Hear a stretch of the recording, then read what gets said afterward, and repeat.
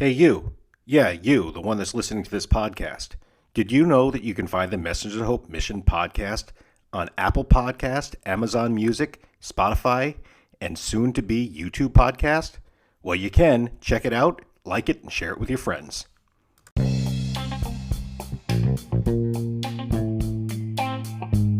You're listening to the Messengers of Hope Mission podcast with your host, Bob Gardner. Today's podcast is brought to you by Glistening Glass. Glistening Glass is my company and is a residential window washing and gutter cleaning company. We service the Northern Hillsborough and Southwest Pasco County area. If you're interested in having your home windows or gutters cleaned, now is the time to call. 813-404-2300. That's Glistening Glass. Hey guys, as promised, I'm doing a second episode this week, bringing us up to date with the podcast. So this is episode 11 of 2024, season 3. So I was supposed to do an episode last week and I didn't get to it because if you want to know, you can actually listen to the last episode and find out all about why I did not get to the podcast last week. But during that podcast, I said that I would get a second episode out this week to get us up to date. And I wanted to do that. So I'm doing that today. And here is that podcast. My original plan was to record this a couple days ago. However, things got very busy again this week and I had to hold off. One of the things that had happened is we got a letter from the IRS saying that we had filed a form wrong from a few years ago. You might remember during COVID, the IRS wasn't fully staffed, as most places were not fully staffed. So we were doing what we had always done. We were printing out the materials, signing it, and mailing it in, and waiting for the confirmation and or certificate, whatever the item was at that particular time. However, one of the forms that we sent in, we didn't know they had changed the way that you had to do it. For nonprofits, they made it so that you had to send it in electronically.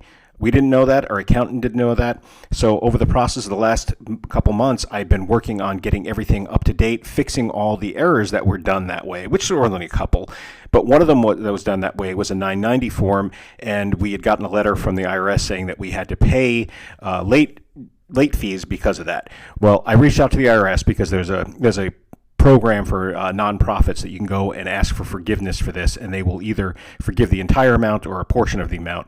Well, as talking to the person on the phone, they said it sounds like they're going to forgive the entire amount of what we would have owed had we had to pay it. Thankfully, I was able to fill out the forms. I'm sending in. Now, nothing's official yet, so we have to wait anywhere between 30 to 90 days to get a response from them. But the person I was talking to at the IRS said it's very likely that they're going to forgive it, especially in light of everything happening with COVID. That took a full afternoon the day before yesterday, and I just didn't have time or the energy after that to record a podcast. So then I was going to work on it yesterday, but then yesterday also got away with me from other things that I had to do for the ministry. This included going to a luncheon with Community Service Council of West Pasco County. This is something that Messenger of Hope is a member of, thanks to one of our followers. And we go to this luncheon every month and we get to share a little bit about Messenger of Hope. And in September, I'll be actually speaking at this thing, sharing all about Messenger of Hope, doing some video presentation and talking about what we do and trying to get support and volunteers at that point. Aside from those two things, I had something else come up this week for Messenger of Hope that I had to take care of before this upcoming weekend. You see, the parking lot that we meet at in Port Richey, we can no longer meet at. The owners that had allowed us to meet there sold the property, and the new owners, when they found out that we were still meeting there, they said that we couldn't go there anymore. I don't blame them. I might have mentioned this in the last podcast. I do not remember if I did or not. If I did, I'm sorry. I'll give you a little bit of update on it, though. A new company moved in, and basically it's a liability issue to them. And I fully understand, and I hold them no ill will whatsoever. I've been a small business owner, and, it can be a scary thing when someone else is using your property. So I want to fully say that this company that's there now has by no means done anything wrong. They're just looking in their best interest, and that's what companies do. So, hey, I'm all good for that. So over the last few days, we've been trying to find a new location. Deb, one of our board members, gave some ideas on Tuesday. I drove out that way and I was able to drive around, and I found one of the places that she had suggested. And then I called one of our volunteers, Clarence, who helped look up information on this place as well. So we're actually going to be meeting around the corner from where we were, and it's going to be less than 2/10 of a mile away, but it's actually going to be Port Richey. It's on Ridge Road, and you can find that address on our Facebook page. And the great thing is this parking lot might actually work out better, and it's on a busier road, so we might get more people to find out where we are, and it'll be easier for people to find, hopefully, and we can help more people in need doing it that way. Of course, with all that, then I had to work on the logistics of getting the information out and figuring out how we were going to let people know that would not see our social media posts. So we have a plan in place. Clarence is going to help us with this. We're going to get the bus to the new place early. Clarence is going to be at the old place directing people over that might be looking. And there's probably a ton of things that I'm not thinking about that we'll think about on the day of. So please, if you're a praying person, keep us in prayer. And if not, then give us the best wishes that you possibly can. Think of us often. And if those things weren't enough, I also had to take care of some other matters for Messenger of Hope. You see, everyone that works at Messenger of Hope, each lead person of each place, has to have a food handling class. Now, this class takes about an hour and a half to do, and it's a $15 class, and you have to take quizzes throughout and then a test at the end, and then you get a certificate. I need people that are at each of our locations, leaders at each one, that have these certificates, and I've been working all week trying to make sure that everyone is in compliance, making sure that people are getting the test, their classes done and taking the test so that we can get their certificates at Messenger of Hope.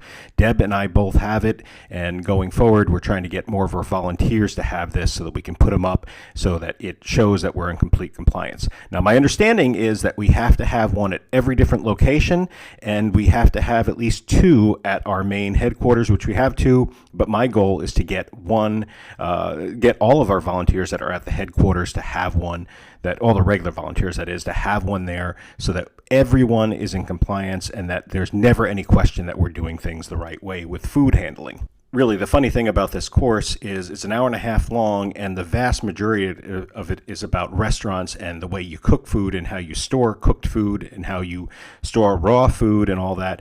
We don't do any of that. We work with frozen food, and we work with shelf-stable food. We don't cook anything. People get groceries from us. So the portion that we need is like really, really small. The most important thing that people need to know is if you're sick, you don't volunteer. If you are volunteering, you need to wash your hands.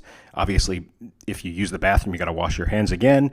If you don't rub your nose or your eyes or your mouth and then mess with the food, you have to make sure your hands are clean. And then the third most important thing is called the FIFO rule, FIFO, first in, first out. So the oldest food that you have at whatever place you're at has got to be the first food to go out.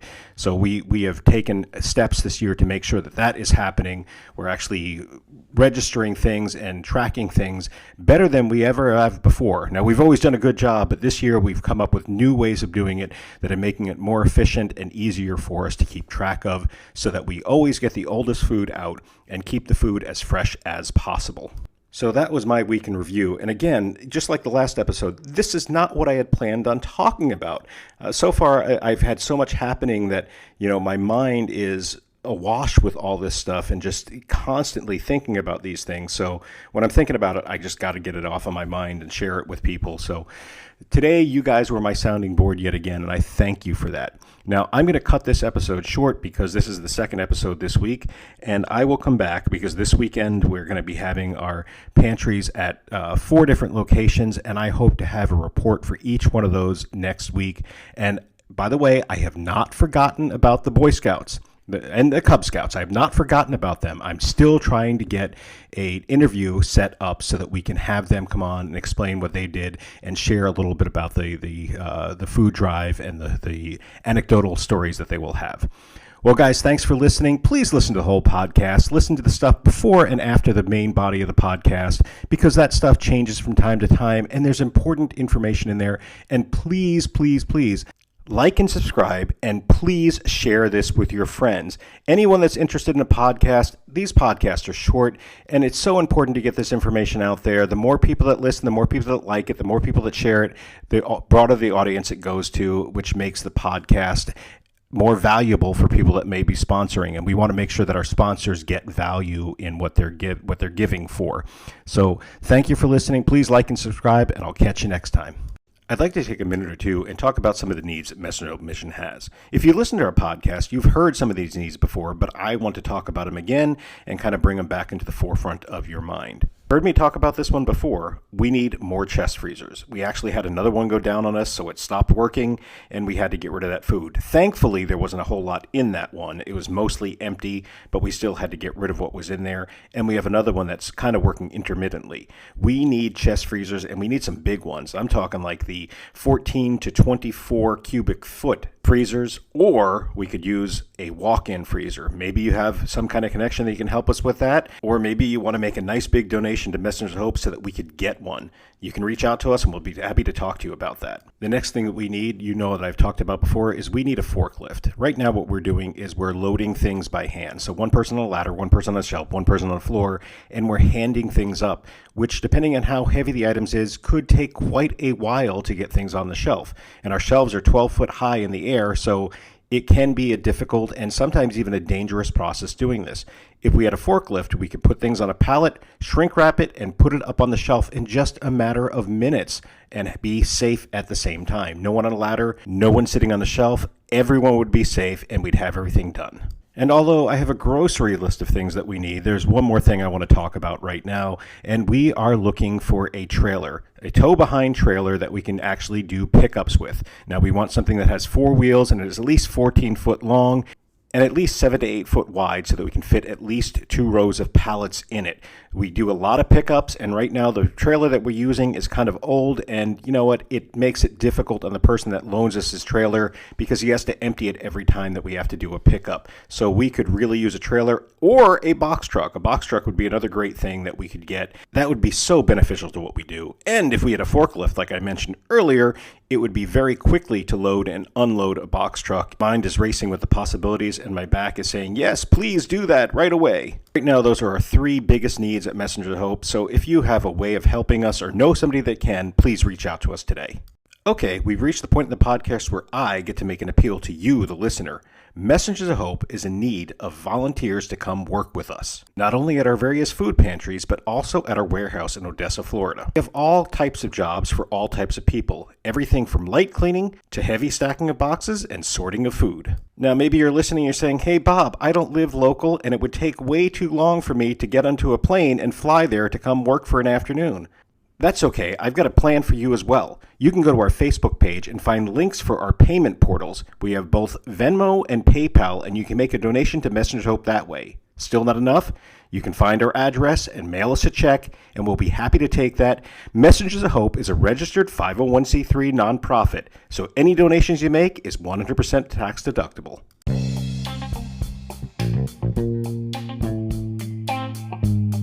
That's going to do it for this week's Messengers of Hope Mission podcast. In the words of Mother Teresa, if you can't feed 100 people, feed just one. This is Bob Gardner reminding you to make a difference in our world today. See you next time right here on the Messengers of Hope Mission podcast.